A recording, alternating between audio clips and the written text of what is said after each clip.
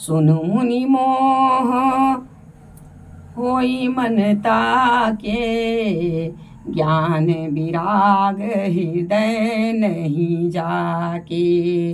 ब्रह्मचरज व्रत रत मति धीरा, तुम ही की करई मनो भव पीरा। प्रभु कह रहे हैं, हे मुनि सुनिए, मोह तो उसके मन में होता है जिसके हृदय में ज्ञान वैराग नहीं है। आप तो ब्रह्मचर्य व्रत में तात्पर्य और बड़े धीर बुद्धि है, भला कहीं आपको भी कामदेव सता सकता है। भगवान विष्णु जी कह रहे हैं नारद जी से, जबकि नारद जी को घमंड हो गया है। नारद कहु सहित अभिमाना, कृपा तुम्हार सकल भगवाना। करुणा निधि मन दीख विचारी, उर अंकुरे गर्भ तरु भारी। अर्थात नारद जी ने अभिमान के साथ कहा, भगवान यह सब आपकी कृपा है। करुणा निधान भगवान ने मन ही मन विचार कर देखा कि इनके मन में गर्भ के भारी वृक्ष का अंकुर पैदा हो गया है और इसे उखाड़ना बहुत ही जरूरी है। बेगी सो मैं डरी हूँ उखारी, पन हमारे सेवक हितकारी। मुनि कर हित मम कौतुक होई, अवश्य उपाय करबे मैं सोई। अर्थात मैं उसे तुरंत ही उखाड़ फेंकूंगा, क्योंकि सेवकों का हित करना हमारा प्रण है। मैं अवश्य ही वह उपाय करूंगा जिससे मुनि का कल्याण हो और मेरा खेल हो। तब नारद हरिपद सिर नाई, चले हृदय अहमिति अधिकाई। श्रीपत निज माया तब प्रेरी, सुनहु कठिन करनी तेहि केरी। तब नारद जी भगवान के चरणों में सिर नवाकर चले। उनके हृदय में बहुत ही अभिमान और भी बढ़ गया। तब लक्ष्मीपति भगवान ने अपनी माया को प्रेरित किया। अब उसकी कठिन करनी सुनो। बिचरहु मग महु नगर तेहि, सतयोजन विसितार। श्रीनिवासपुर ते अधिक, रचना विविध प्रकार। मंगल भवन यमंगल हारी, दबहु सुदशरथ अजर बिहारी। उस हरिमाया ने रास्ते में जो 100 योजन यानी कि 400 कोस का एक नगर रचा। उस नगर की भांति भांति की रचनाएं लक्ष्मी निवास भगवान विष्णु के नगर वैकुंठ से भी अधिक सुंदर थी। बसहि नगर सुंदर नर नारी, जनु बहु मन सिज रति तनु धारी। तेहि पुर बसहि शीली निधि राजा, अगणित है गए सेन समाजा। उस नगर में ऐसे सुंदर नर नारी बसते थे मानो बहुत से कामदेव और उसकी स्त्री रति ही मनुष्य शरीर धारण किए हुए हो। इतनी सुंदरिया वहाँ माया से मनाई गई। उस नगर में शीलनिधि नाम का राजा रहता था, जिसके यहाँ असंख्य घोड़े, हाथी और सेना के समूह टुकड़ियां थे। सत सुरेश सम विभव विलासा, रूप तेज बल नीत निवासा। विश्व मोहिनी तासु कुमारी, श्री विमोह जिसु रूप निहारी। श्री विमोह जिसु रूप निहारी। अर्थात उसका वैभव और विलास 100 इंद्रों के समान था। वह रूप, तेज, बल और नीति का घर था। उसके विश्व मोहिनी नाम की एक ऐसी रूपवती कन्या थी जिसके रूप को देखकर लक्ष्मी जी मोहित हो जाएं। सोई हरि माया सब गुण खानी, शोभा तासु की जाई बखानी। करई स्वयंवर सो नृप बाला, आए ताहा गणित महिपाला। वह सब गुणों की खान भगवान की माया ही थी, उसकी शोभा का वर्णन कैसे किया जा सकता है। वह राजकुमारी स्वयंवर करना चाहती थी, इससे वहां अगणित राजा आए हुए थे, अनगिनत राजा आए हुए थे। मुनि कौतुकी नगर ते ही गए, पुरवासिनी सब पूछत भयऊ। सुनी सब चरित उप शुभ सब सुन सब चरित भूप गृह आए, करी पूजा नृप मुनि बैठाए। खिलवाड़ी मुनि नारद जी उस नगर में गए और नगर वासियों से उन्होंने सब हाल पूछा। सब समाचार सुनकर वे राजा के महल में आए। राजा ने पूजा करके मुनि को आसन पर बैठाया। आनी दिखाई नारद ही भूपति राजकुमारी, कहु नाथ गुण दोष सबो यही के हृदय विचारी। मंगल भवन अमंगल हारी, दबहु सुदशरथ अजिर बिहारी। फिर राजा ने राजकुमारी को लाकर नारद जी को दिखाया और पूछा कि हे नाथ, आप अपने हृदय में विचार कर इसके सब गुण दोष कहिए। देखी रूप मुनि बिरति बिसारी, बड़ी बार लगी रहे निहारी। लक्षण दासु बिलो की भुलाने, हृदय हरस नहीं प्रगट बखानी। उसके रूप को देखकर मुनि बैराग भूल गए नारद जी, और बड़ी देर तक उसी की ओर देखते रह गए। उसके लक्षण देखकर मुनि अपने आप को भी भूल गए और हृदय में हर्षित हुए, पर प्रकट रूप में उन लक्षणों को नहीं कहा। जो यही बरई अमर सोई होई, समर भूप ते ही जीत न कोई। से वही सकल चराचर ताई, बरही शील निधि कन्या जाही। नारद जी कह रहे हैं, लक्षणों को सोचकर वे मन में कहने लगे कि जो इसे ब्याहेगा वह अमर हो जाएगा और रणभूमि में कोई उसे जीत ना सकेगा। यह शील निधि की कन्या जिसको बरेगी, सब चर अचर जीव उसकी सेवा में रहेंगे। लक्षण सब विचारी उर राखे, कछुकु बनाई भूप सन भासे। सुता सुलक्षण कही नृप पाही, नारद चले सोच मन माही। अर्थात सब लक्षणों को विचार कर मुनि नारद जी ने अपने हृदय में रख लिया और राजा से कुछ अपनी ओर से बना चला कर कह दिए। राजा से लड़की के सुलक्षण कहकर नारद जी चल दिए, पर उनके मन में यह चिंता थी कि करऊ जाई सोई जतन बिचारी, जही प्रकार मोही बरही कुमारी। जप तप कछु न होई तेही काला, हे विधि मिलहि कवन विधि बाला।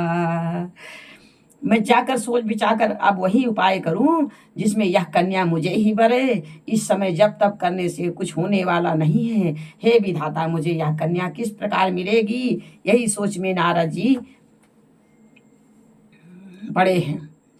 यही अवसर चाहिए परम शोभा रूप विशाल। नारद जी कह रहे हैं, यह अवसर पर बहुत ही सुंदर शोभा चाहिए। जो बिलो गिरी जय कुंवर, तब मेले जयमाल। जिसको देख करके ये कुंवर रिझ जाए और जयमाल मेरे गले में डाल दे। इस समय तो बड़ी भारी शोभा और विशाल रूप चाहिए, जिसे देखकर राजकुमारी मुझ पर रिझ जाए और जयमाल मेरे गले में डाल दे। हरि मसन मांगो सुंदरताई, हरि सन मांगो सुंदरताई। हुई है जात गाहरू अति भारी, मोरे हित हरि सम नहीं को, यही अवसर सहाय सोई हो। एक काम करूं, नारद जी कह रहे हैं, एक काम करूं कि भगवान से सुंदरता मांगू, पर भाई उनके पास जाने में तो बहुत देर हो जाएगी, किंतु श्री हरि के समान मेरा हित भी कोई नहीं है, इसलिए इस समय वे ही मेरे सहायक हो। बहुविधि विनय की नित्य ही काला, प्रगट्यो प्रभु कौतुकी कृपाला।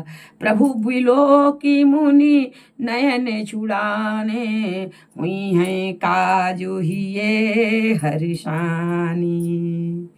उस समय नारद जी ने भगवान की बहुत प्रकार से विनती की, तब लीला में कृपाल प्रभु वही प्रकट हो गए। स्वामी को देखकर नारद जी के नेत्र शीतल हो गए और वह मन में बड़े ही खुश हो गए। अब तो काम बन ही जाएगा, ऐसा कहने लगे। अति आरती कही कथा सुनाई, करहु कृपा करी हो सहाई। आपन रूप देव प्रभु मोही, आन भात नहीं पावोही। नारद जी बहुत दुखी होकर सब कथा कह सुनाई और प्रार्थना की कि कृपा कीजिए और कृपा करके मेरे सहायक बनिए। हे प्रभु, आप अपना रूप मुझको दे दीजिए, उधार दे दीजिए, और किसी प्रकार में उस कन्या को नहीं पा सकता। जहि विधिनाथ हुए हित मोरा, करहु सुबेगे दास मई तोरा। निज माया बल देखि विशाला, ये हंसी बोले दीन दयाला। हे नाथ, जिस तरह मेरा हित हो आप वही शीघ्र करिए, नारद जी कह रहे हैं, और मैं आपका दास हूँ। अपनी माया का विशाल बल देकर दीनदयाल भगवान मन ही मन हंसकर बोले, जही विधि हुई है परम हित नारद, सुनहु तुम्हार सोई हम करब ना आन कछु, बचन मृषा हमार सोई हम करब नान कछु, बचन न मृषा हमारे। हे नारद जी, सुनो, जिस प्रकार आपका परम हित होगा हम वही करेंगे, दूसरा कुछ नहीं। हमारा वचन असत्य नहीं होगा। कुपथ माग रुज व्याकुल रोगी, वैद न देह सुनहु मुनि जोगी। यही विधि हित तुम्हार मैं ठयऊ, कही अस अंतर हित प्रभु भयऊ। हे योगी मुनि सुनिए, रोग से व्याकुल रोगी कुपथ मांगे तो वैद्य उसे नहीं देता, इसी प्रकार मैंने भी तुम्हारा हित करने की ठान ली है। ऐसा कहकर भगवान अंतर ध्यान हो गए। वाह प्रभु की माया। माया विबस भये मुनि मूढ़ा, समुझी नहीं हरि गिरा निगूढ़ा। गवने तुरत जहाँ ऋषि आई, गवने तुरत तहाँ ऋषि राई। जहाँ स्वयंवर भूमि बनाई, जहाँ स्वयंवर भूमि बनाई। भगवान की माया के वशीभूत हुए मुनि ऐसे मूढ़ हो गए कि वह भगवान की अगूढ़ स्पष्ट वाणी को भी ना समझ सके। ऋषिराज नारद जी तुरंत वहां गए जहां स्वयंवर की भूमि बनाई गई थी। निज निज आसन बैठे राजा, बहु बनाव करी सहित समाजा। मुनि मन हरस रूप यति मोरे, मोहि तजिया नहीं बिरही न भोरे। राजा लोग खूब सज धज कर समाज रहित अपने अपने आसन पर बैठे थे। मुनि नारद मन ही मन प्रसन्न हो रहे थे कि मेरा रूप बड़ा सुंदर है, मुझे छोड़ कन्या भूल कर भी किसी को नहीं बरेगी। मुनि हित कारण कृपा निधाना, दीन है कुरूप ना जाई बखाना। वाह हरि जी वाह। सो चरित्र लखी कहूँ न पावा, नारद जानी सब ही सिरनावा। कृपा निधान भगवान ने मुनि के कल्याण के लिए उन्हें ऐसा कुरूप बना दिया कि जिसका वर्णन नहीं हो सकता। पर यह चरित्र कोई भी ना जान सका, सबने उन्हें नारद ही जानकर प्रणाम किया। रहे ताहा दुई रुद्रगण, ते जानहि सब भेव। विप्र भेष देखत फिरहि, परम कौतुकी तेव। वहां पर दो शिव जी के गण भी थे। वह सब भेद जानते थे और ब्राह्मण का वेश बनाकर सारी लीला देखते फिरते थे। वह भी बड़े मौजी थे। मंगल भवन या मंगल हारी, दबऊसु दशरथ अजीर बिहारी। जहि समाज बैठे मुनि जाई, हृदय रूप अहमित अधिकाई। तहाँ बैठे महेश गण दो, विप्र भेष गति लखई न खो। नारद जी अपने हृदय में रूप का बड़ा अभिमान लेकर जिस समाज में जाकर बैठे थे, ये शिव जी के दोनों गण भी बैठे थे। ब्राह्मण के भेष में होने के कारण उनकी इस चाल को कोई न जान सका। करहि कूटी नारद ही सुनाई, नीक दीनी हरि सुंदरताई। रिजई राज कुंवरी छवि देखी, इन्हीं बरहि हरि जानी विशेषी। वह नारद जी को सुना सुना कर व्यंग वचन बोलते हैं।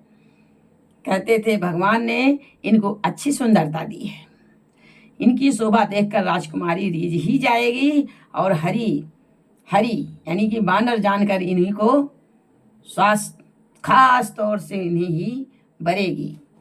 मुनहि मोह मन हाथ पर आए, हंसही शंभुगन अति सचुपाए। जदवि सुनहि मुनि अटपटी बानी, समुझी न परई बुद्धि भ्रमसानी। नारद मुनि को मोह हो रहा था क्योंकि उनका मन दूसरे के हाथ माया के बस में था। शिव जी के गण बहुत प्रसन्न होकर हंस रहे थे। यदव मुनि उनकी अटपटी बातें सुन रहे थे, पर बुद्धि भ्रम में सनी हुई थी। वह बातें उनकी समझ में नहीं आती थी, अर्थात उनकी बातों को वह अपनी प्रशंसा समझते थे। काहू न लखा सो चरित विशेषा, सो स्वरूप नृप कन्या देखा। मृकट बदन भयंकर देही, देखत हृदय क्रोध भाते ही। इस विशेष चरित्र को और किसी ने नहीं जाना, केवल राजकन्या ने नारद जी का वह रूप देखा। उनका बंदर का सा मुख और भयंकर शरीर देखते ही कन्या के हृदय में क्रोध उत्पन्न हो गया। सखी संग लय कुंवरी तब चली जनु रजमाल। सखी संग लय कुंवरी तब चली जनु राज मराल। देखत फिरई महीप सब कर सरोज जयमाल। तब राजकुमारी सखियों को साथ लेकर इस तरह चली मानो राजहंसनी चल रही है। वह अपने कमल जैसे हाथों में जयमाल लिए सब राजाओं को देखती हुई घूमने लगी। जही दिशि बैठे नारद फूली, सो दिशि देहि ना बिलो की भूली। सो दिशि त्यहि ना बिलो की भूली। पुनि पुनि मुनि उकु सही उकुलाई, देखी दशाहर गन मुस्काई। जिस ओर नारद जी रूप के गर्भ में फूले बैठे थे, उस ओर उसने भूल कर भी नहीं ताका। नारद मुनि बार बार उचकते और छटपटाते हैं। उनकी दशा देखकर शिव जी के गण मुस्कुराते हैं। धरि नृप तनु तहाँ गयऊ कृपाला, कुंवरी हरसी मेलेहु जयमाला। दुलहिन लेगे लक्ष्य निवासा, नृप समाज सब भयऊ निराशा। कृपाल भगवान भी राजा का शरीर धारण कर वहां जा पहुंचे। राजकुमारी ने हर्षित होकर उनके गले में जयमाला डाल दी। लक्ष्मी निवास भगवान दुल्हन को ले गए। सारी राजमंडली निराश हो गई। मुनि अति विकल मोह मति नाठी, मणि गिरी गई छूटी जनु गांठी। तब हरगन बोले मुस्काई, निज मुख मुकुर बिलो कहु जाई। मोह के कारण मुनि की बुद्धि नष्ट हो गई थी।